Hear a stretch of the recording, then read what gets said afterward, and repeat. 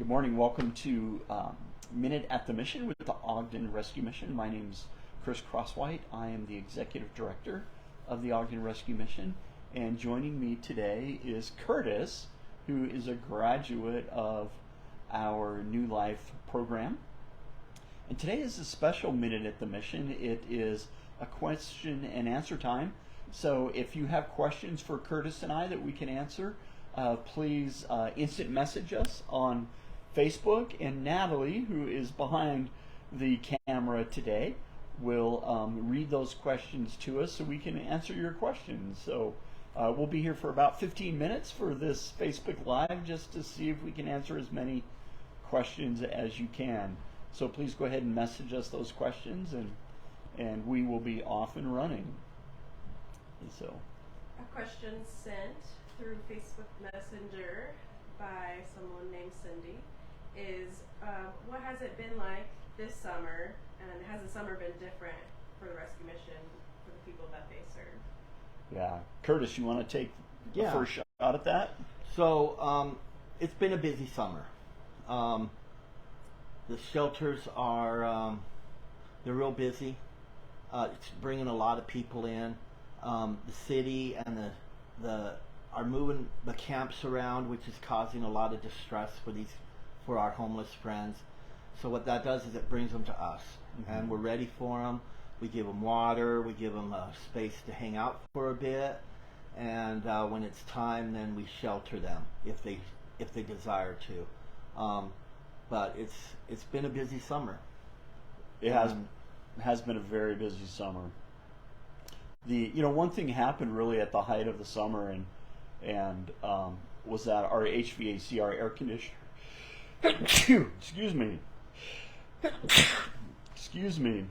our air conditioner unit at Ogden Rescue Mission went out, and our HVAC company, we had several motors go down in this huge HVAC unit on top of our roof, and we actually had to replace 3 of the 4 motors. And a couple of the motors were not easy to come by. We had to order them in, and one of them took 2 weeks to get here.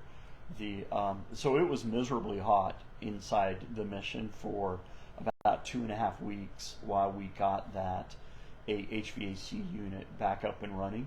Thankfully, a friend of the mission donated multiple small portable air conditioner units, and we were able to get those into individual bedrooms and some of the common areas to help make a little bit of difference and cool it off, but we had some really good mechanical problems this year that made it real extra uncomfortable for our staff members and our homeless friends this summer. A question sent by Jeff saying, do you guys have any stories of transformation in someone's life? At the Ogden Rescue Mission? Yes, indeed. We have, one woman came to us who had a professional career as a truck driver, and she also struggled with addiction and relationships, and, unfortunately she was married and was in an abusive relationship with her husband. Her husband's also involved in addiction and actually got her re-addicted to medicine, or not to medicine, but to illegal drugs. But he was a very unhealthy person, was physically and emotionally abusive, and she fled that life situation and came to the Ogden Mission, hid from her husband for a while she got clean and sober off of her addiction. She came to know the Lord and graduated the recovery program. Unfortunately, her husband did not follow suit. He stayed addiction, and they were legally separated and divorced while she was on the recovery program, which was the best thing for her to stop that abusive relationship and really part ways from her husband.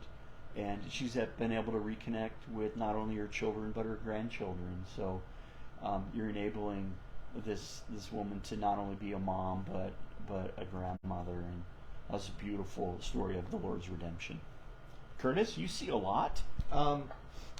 there was a gentleman by the name of Darren, and I known him for quite a while, and he would jump around to different places, kind of like I did, looking for my tribe, looking for a place where I could belong. And he went at the Ogden Rescue Mission. He did good there. He joined the New Life program, and he was doing well and doing what was told of him. And he enjoyed it. He called me, and I saw him at times, and he really enjoyed it. And then he decided he just wanted to go to work, and so he left the mission, got a job driving trucks. But today, when I talked to him, he's grateful. He's grateful for, even though he didn't graduate, even though he didn't go through the whole thing, he's grateful for the fact that he could go to a place where he's not going to be judged, where he can get some rest and get a peace of mind and kind of, and come closer to God. And I haven't heard from him in a bit, and I pray and hope he's doing well. But that's what it's about. It's about people going to a place where they know they can get help, be accepted, and that's what it's about. It's a ministry, and we're helping these people. Sarah asked, what's the process for someone new walking through the door asking for help? Great question, Sarah. The only thing a person has to do to receive help from the rescue mission is walk through the doors and ask. And then we begin an immediate process of really loving them and embracing them, trying to meet their immediate needs, their basic needs of life to stabilize their life. Things like food, shelter, a restroom, a toothbrush, clean clothes. So if we're meeting those very basic humanity level needs, then the person is able to say, okay, I have even deeper needs to be met. What's going on in my head? What's going on in my heart that is causing my life struggles? And if we stabilize their life for the basics, then they're able to turn their attention to their head and their heart. But all the person really has to do is walk in the door and ask for help, and then be authentic in their desire for help. So we try to have the lowest barrier possible that we possibly can to help people. I'd like to add one thing to that.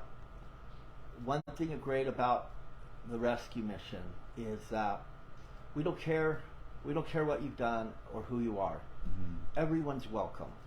There's some shelters out there that won't take people because of their past, or they run record checks on them. We don't do that. We welcome everybody. We don't care what you do in your past. We only care what you want to do now, and how can we help you going forward, Mm-hmm. and helping you find that way. And that's what's unique. Yeah, I mean, Curtis is so right. There was a gentleman who actually just came through our Salt Lake facility, and we didn't know it when he walked in the door, but he actually had outstanding legal issues going on in the state of Texas. And he joined our program, and through the program, he was really, really honest with his case managers and said, hey, I've got outstanding legal issues that I need to take care of. And we were able to help him contact a lawyer in the state of Texas who represented him in court. He actually went back, saved up some money that he earned while at the rescue mission, saved up some money, went back to Texas, appeared in court, and the court ordered him back to our program to complete our program, and did that as a plea of obeyance that his legal charges would completely go away if he completed our program and community service. And then he'd be on probation, and then his judge transferred his probation to Utah under something called the Interstate Compact, and it transferred his probation to Utah so he could maintain his healthy and good life here in Utah. So the Lord really just does amazing things. have any final thoughts on what you would like the public to know about Ogden Rescue Mission and those they serve and ways to get involved? Curtis, go ahead. Well, just continue. We just need help, especially with water. Whatever you can, water bottles, the simple things that can really change and make our homeless friends happy.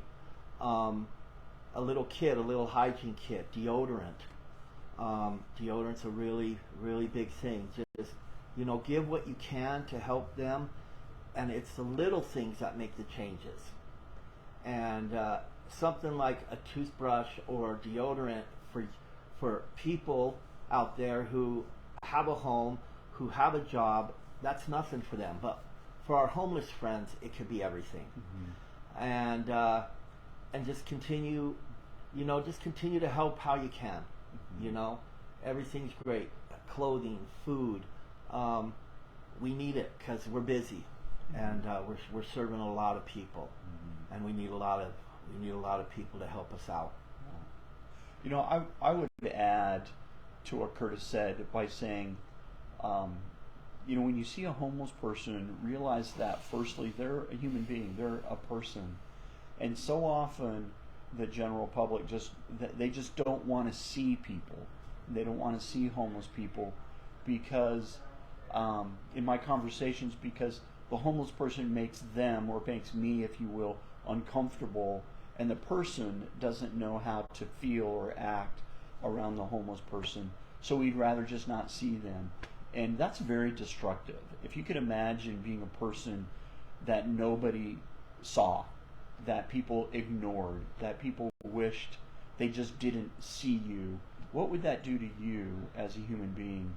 And we need to not treat our homeless friends that way. We need to see them. We need to realize that they're a human being.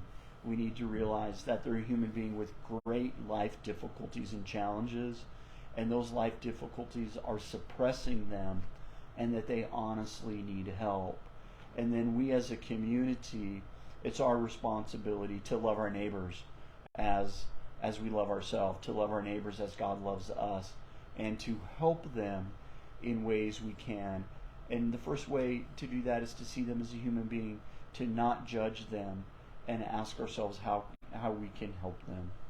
A person is going to be a person 24 hours a day, 7 days a week, just as you and I are.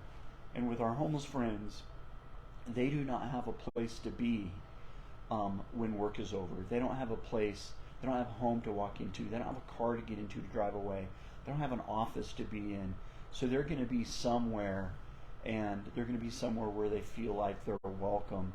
So they're going to be in public places. They're going to be at the library, they're going to be at the park, they're going to be at the Ogden Rescue Mission. And when the library closes, they're going to go somewhere else. And if they don't have a place to be, like the Ogden Rescue Mission, then they're simply going to be in public. They're going to be sitting in a park. They're going to be on a bench somewhere. They're going to be on the sidewalk because they have nowhere else to be. So we'd really like to thank you for partnering with the rescue mission, so our homeless friends that have a place to be, we would love them to come in and receive services for us. So thank you for making that possible. Thank you for volunteering and partnering with us. We really hope you have a fantastic rest of your day.